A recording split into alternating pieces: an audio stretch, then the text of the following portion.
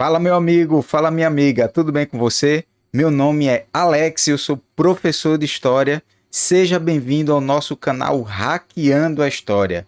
Se você ainda não é inscrito, se aproveita, se inscreve aqui no canal e ativa o sininho para não perder nenhuma notificação. Toda semana tem vídeo novo por aqui. Mas semana passada eu não postei nenhum vídeo para vocês entre os dias 23, né, de maio de 2022, terça-feira passada, aqui na minha região, eu moro em Olinda, né, na região metropolitana do Recife. A nossa região foi acometida por fortes chuvas e foi uma tragédia muito grande. Mais de 120 pessoas morreram. Eu estou gravando esse vídeo dia 2 de junho. Então, até hoje, mais de 120 pessoas morreram e ainda tem algumas pessoas desaparecidas. Então, eu não tive coragem de publicar nada, né? Não ia ter coragem de divulgar, de pedir para você assistir, dar like, enquanto tantas pessoas estavam chorando a morte dos seus entes queridos, né? Na minha família, ninguém morreu, mas tive pessoas da família que perderam tudo na enchente. E muitas pessoas morreram em deslizamentos de barreiras. Então, semana passada era impossível postar nada, né? Então, em respeito a essas pessoas, a perda, eu não postei. Hoje, a gente está subindo esse vídeo, estamos postando ainda com o coração apertado. Ajudei quem eu pude ajudar. Peço a você que ajude também quem você puder. Mesmo que você não tenha nada ou tenha muito pouco, a gente sempre pode doar alguma coisa, nem que seja o nosso tempo. Bom? Então, depois da vinheta, eu conto mais para você sobre a aula de hoje. Vamos lá!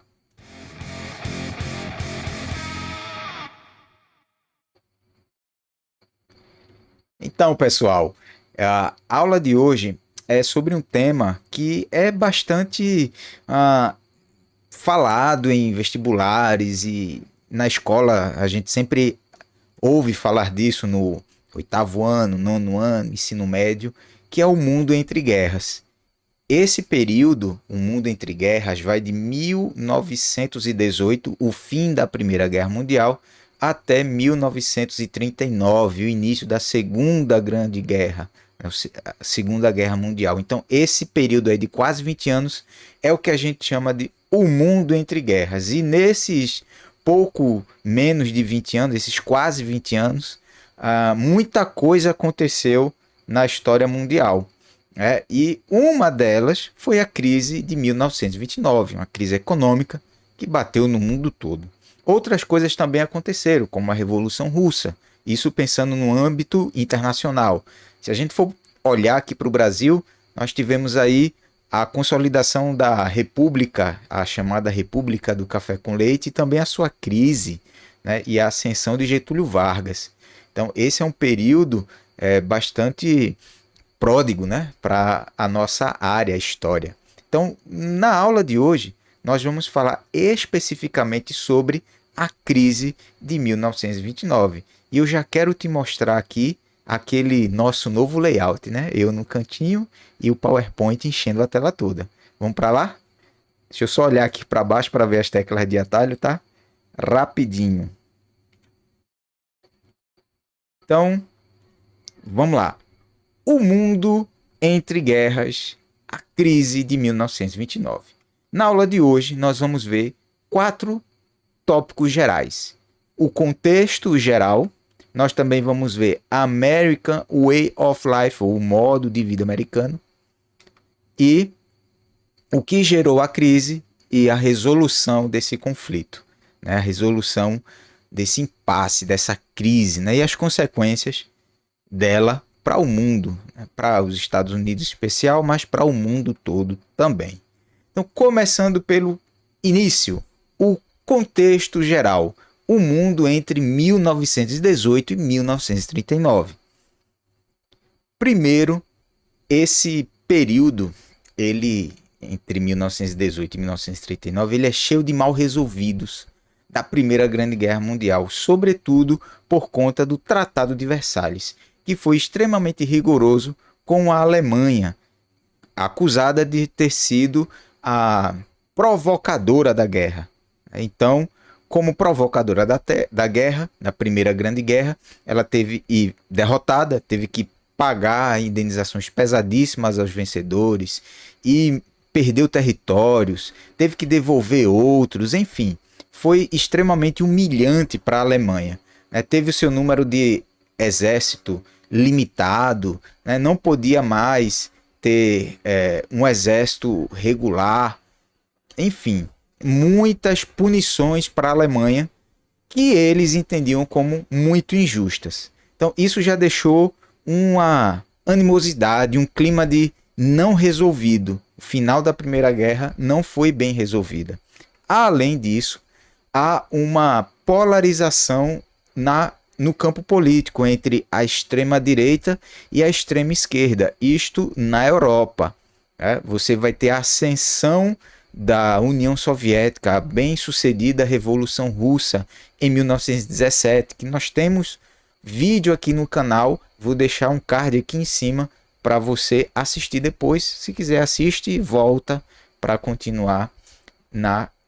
Quase que eu derrubo a câmera, opa, de novo, na crise 29. Tem um historiador chamado Ian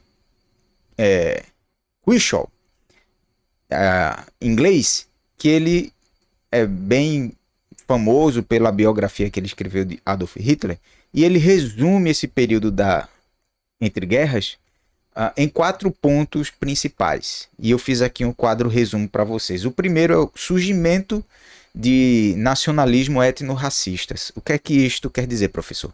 Quer dizer que em alguns países da Europa e do mundo, não só da Europa, construíram afirmações nacionais baseados no racismo, em dizer, nós deste país somos uma raça superior, pura, portanto, devemos ter o controle político, social e econômico. Isso não aconteceu só, você deve estar lembrando, obviamente, imediatamente vem na sua cabeça com essas palavras, a Alemanha nazista de Adolf Hitler. Mas não só foi lá que havia esse pensamento, tá, queridos? Em muitos lugares do mundo, inclusive em quem derrotou o nazismo, ou seja, Estados Unidos da América, esse pensamento era muito forte e presente lá. E a gente vai ver um pouquinho disso na aula de hoje. Segundo ponto desse mundo entre guerras, as exigências de expansão territorial e revisão de fronteiras. E aí, claramente, a Alemanha. A Alemanha se sente muito prejudicada e nesses anos, sobretudo com a batuta do Adolf Hitler, eles vão reivindicar territórios da língua germânica, da língua alemã.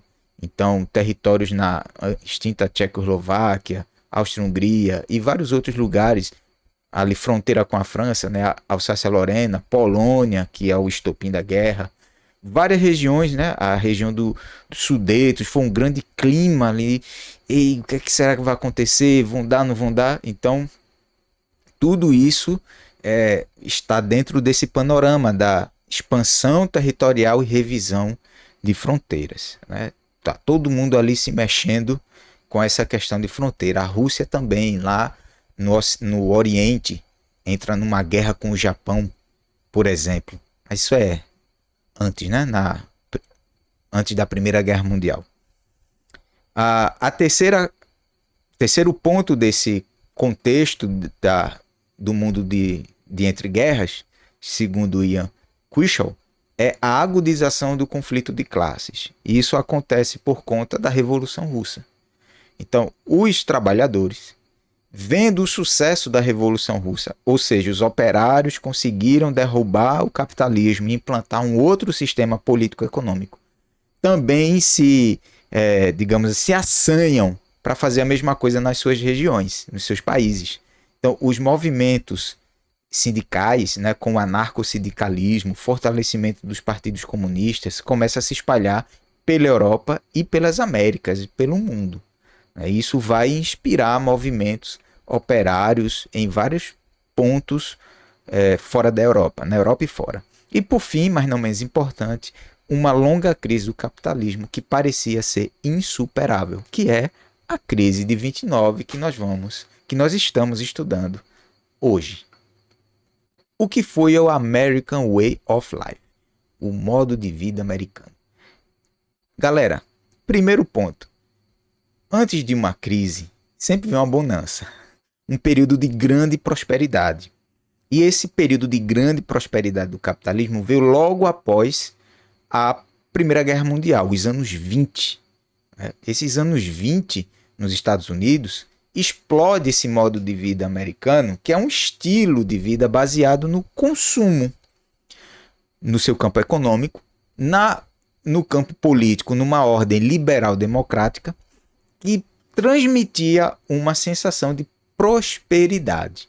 Então, essa prosperidade é pleno emprego, alto nível de consumo, investimento em bolsa de valores, empréstimos facilitados, consumo para as famílias, e aqui consumo, eu estou falando de alimentação, de bens de consumo, bens duráveis, como hoje a gente chamaria de eletrodomésticos, eletroeletrônicos. Na época não era bem assim, mas muitas coisas que facilitavam a vida da dona de casa, do pai de família, foram estimulados e criados nesse período dos anos 20. Ter uma casa no campo, uma casa nas montanhas, uma casa no lago, tudo isso estimulava o consumo. Então, construção civil, indústria, tecelagem, agricultura, tudo se desenvolveu muito e para transmitir essa sensação de prosperidade. Muito dessa prosperidade vinha da reconstrução da Europa pelo capital americano, estadunidense, que emprestava dinheiro às nações europeias para a reconstrução dos seus países no período entre guerras, coisa que vai se repetir no final da Segunda. Mas aí vai ter uma competição, que é a União Soviética, mas isso é coisa para um outro vídeo, né? Então, esses anos 20 foram anos de prosperidade, muita prosperidade. Agora, prosperidade para quem? Se de um lado você tinha uma classe média e uma classe rica ficando cada vez mais rica e se estimulando com esse modo de vida americano, né, esse American Way of Life, você tinha, por outro lado, uma grande faixa de pobreza, pessoas que não se beneficiavam dessa prosperidade, como os operários. É o momento do surgimento das máfias, da lei seca, proibição de consumo e fabricação de bebida alcoólica. Isso vale um outro vídeo também, né? E um regime de apartheid dentro dos Estados Unidos. E havia bairros de brancos, bairros de negros, escola para brancos, escolas para negros, lugar de sentar no ônibus, lugar de comer, lugar de beber, bares que eles não podiam entrar. Então veja que havia uma prosperidade, uma liberdade, democracia, porém não era para todos. Aí entra a questão racial, que a gente falou logo na abertura, que não é só na Alemanha que você encontra esse teor racial forte. Nos Estados Unidos também. E o principal expoente é a Ku Klux Klan, que é uma... não sei nem como chamar esse negócio, né? A Ku Klux Klan, que é um grupo, né, de pessoas supremacistas brancos, criados no final da Guerra Civil Americana, em 1865. A Guerra Civil acontece pelo impasse de escravidão ou não escravidão, né? Então há um racha nos Estados Unidos, né?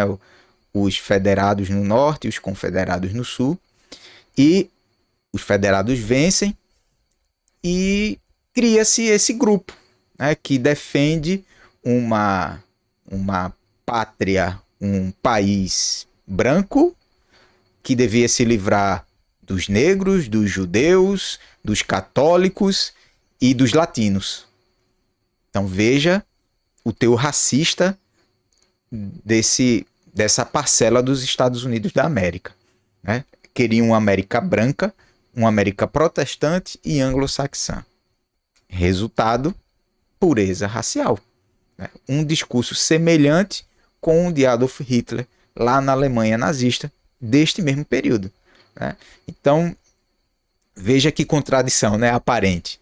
O país que lutou contra a ideia de que existiria uma raça inferior, que seria os judeus no discurso nazista, faz um discurso análogo no seu país com a questão do regime de apartheid com as pessoas de cor preta. E também com outras, de outras origens, né? Como latinos, né? Nós, para os americanos do norte, aqui do Brasil, de qualquer parte da América que não for Estados Unidos, são latinos.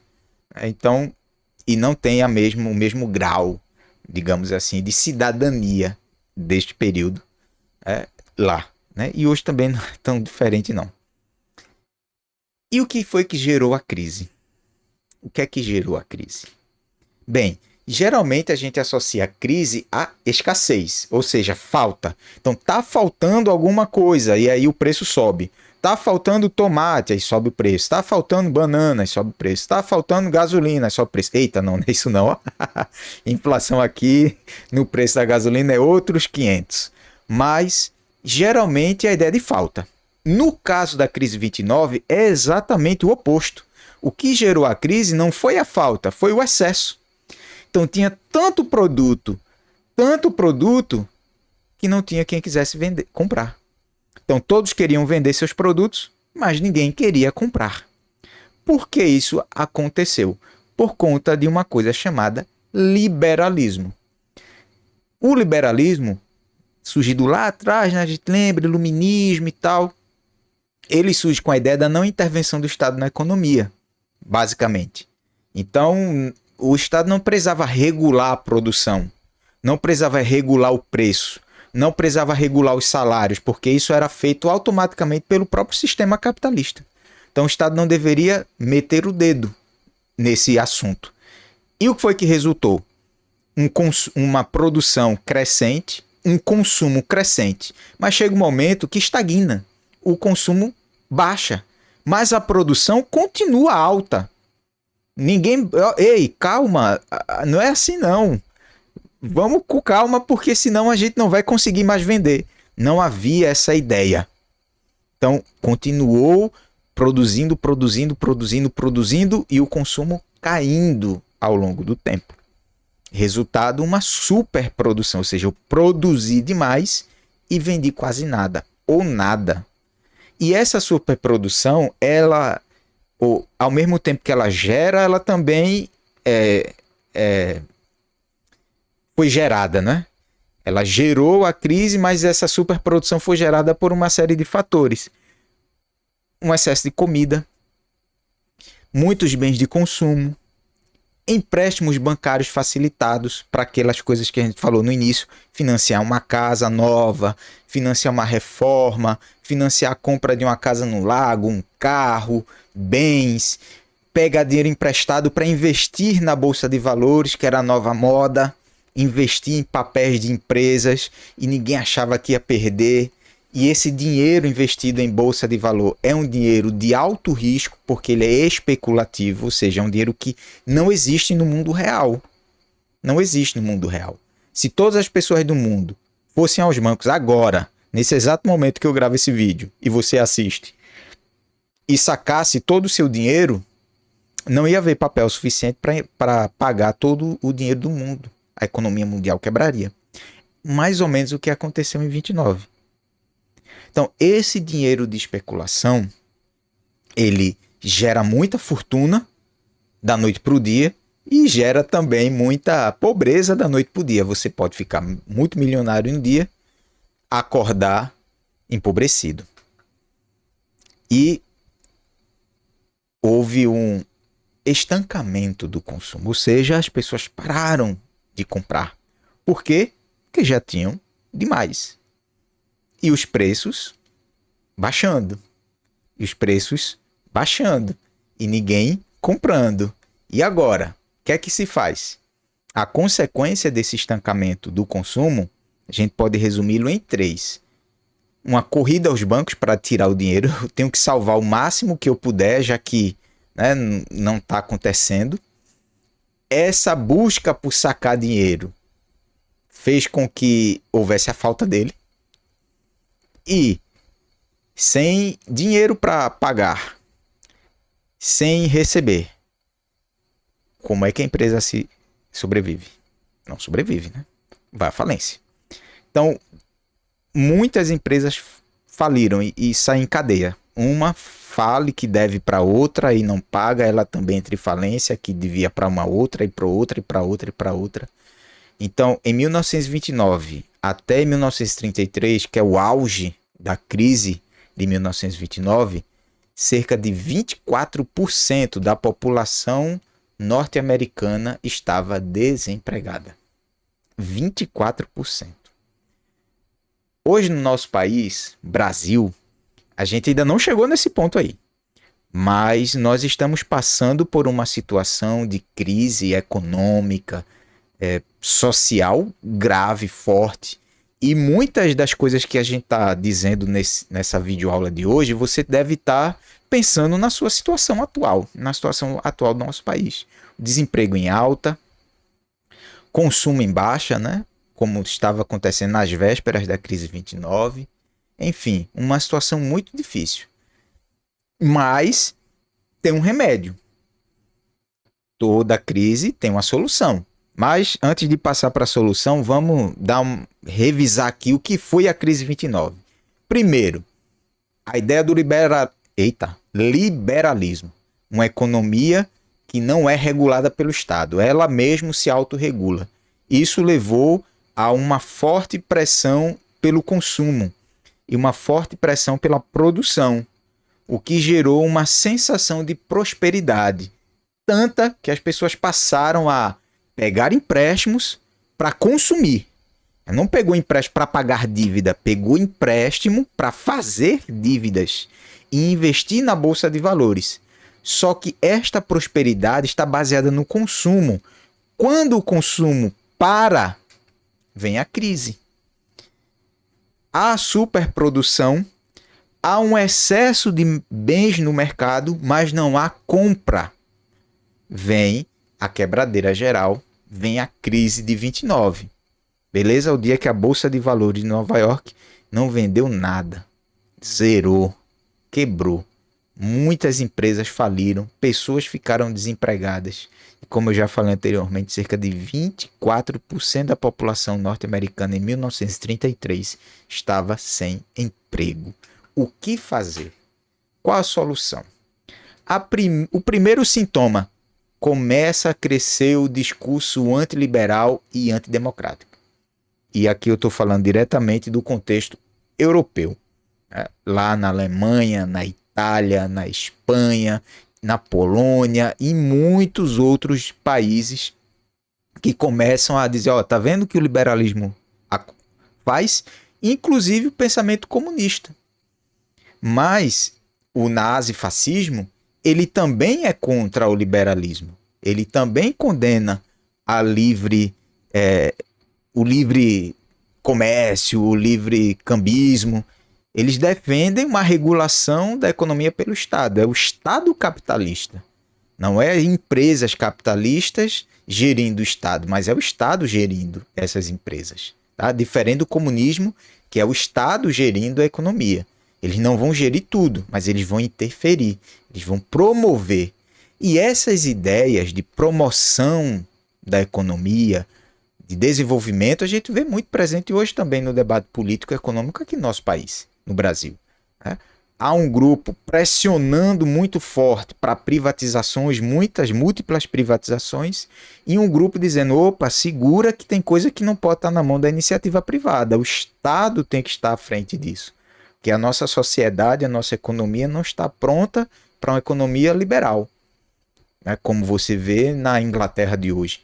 Então ainda há esse debate até hoje em nosso país. Um grupo que defende abertamente, fortemente, um liberalismo total, né, ou quase total, enquanto o outro defende uma intervenção na economia. Isso não quer dizer defesa do comunismo, tá, gente? Vamos ver por quê? Sabe quem inventou essa história de o Estado interferir na economia? Um capitalista, um inglês, lá, um britânico lá da região da Inglaterra, chamado John Keynes. Ele defende a intervenção no Estado na economia e ele cria 3 princípios para isso. Você está vendo aí. A regulação do mercado pelo Estado. O Estado vai regular o mercado. Ele não vai comandar o mercado. Quem comanda o mercado, essa ideia de comandar o mercado é no regime comunista. Keynes defende a regulação, criar leis, empresas que fiscalizem, tal. É nesse sentido. Um aumento dos gastos públicos para gerar emprego e um aumento do salário dos trabalhadores. Por quê? Quem é que vai consumir? Quem tem salário, quem tem emprego. Então, essas pessoas têm que ter um salário que se consiga sustentar e, além de sustentar, gastar com consumo. E não só consumo de coisas básicas, úteis do dia a dia, mas de lazer, de outras coisas. Então, Keynes vai dar a receita para o mundo sair da crise de 29. E quem vai seguir direitinho essa cartilha de Keynes é o Franklin Delano Roosevelt, presidente dos Estados Unidos. E tanto é que ele vai chamar essas medidas que eu estou dizendo aí de keynesianas, vai chamar de New Deal, um novo acordo, um novo caminho. E esse novo acordo ele vai ser baseado nos 3 princípios de Keynes: regulação do mercado, aumento dos gastos públicos e aumento do salário dos trabalhadores. O que é que ele vai fazer? O Roosevelt, ele vai fazer obras públicas, construção de prédios, rodovias, hidrelétricas, usinas elétricas, enfim. Ele vai comprar excedentes agrícolas, vai subsidiar agricultores. Até hoje nos Estados Unidos, por exemplo, o milho é subsidiado, né? Lá eles utilizam o álcool, combustível, à base de milho. E nós aqui de álcool anidro, né? À base da cana-de-açúcar. Que a gente não vende para eles, porque o álcool deles é mais barato. Por que o álcool deles é mais barato? Porque a produção de milho é subsidiada. Sacou? Então, ao mesmo tempo que ele protege a economia, ele desenvolve o mercado interno. Essas são medidas capitalistas, não comunistas. Mas Keynes, na sua época, era comunista. Muitas pessoas chamavam Keynes de comunista por conta das suas ideias. E aqui no Brasil, se a gente defende alguma dessas ideias aí, já vem logo gente dizendo, comunista, temos que nos livrar dos comunistas.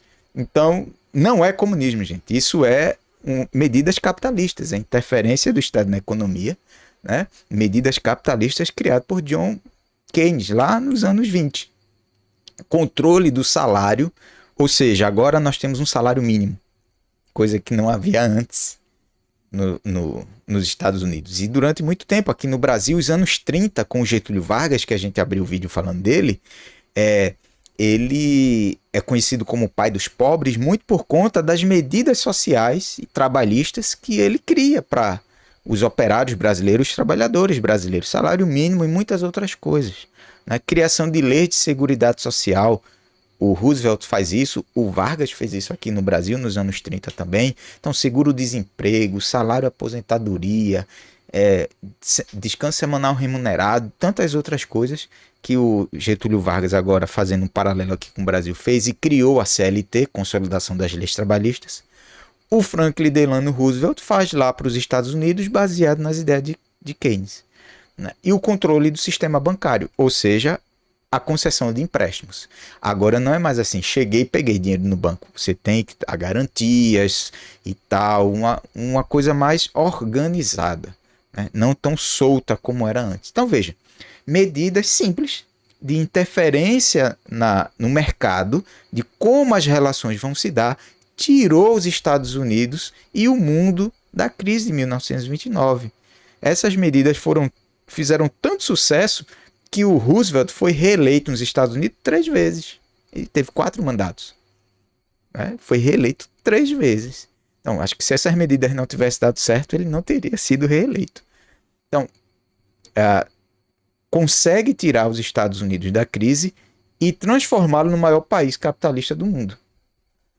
Obviamente, ajudado por conta do contexto pós-Segunda Guerra Mundial, mas, como eu sempre costumo dizer, quando a gente está em sala de aula para os nossos alunos, eles estavam prontos. Estavam com a economia equilibrada, sabe? E não foram atacados pela guerra. Não foram afetados. Nenhuma bomba caiu no território estadunidense. Né?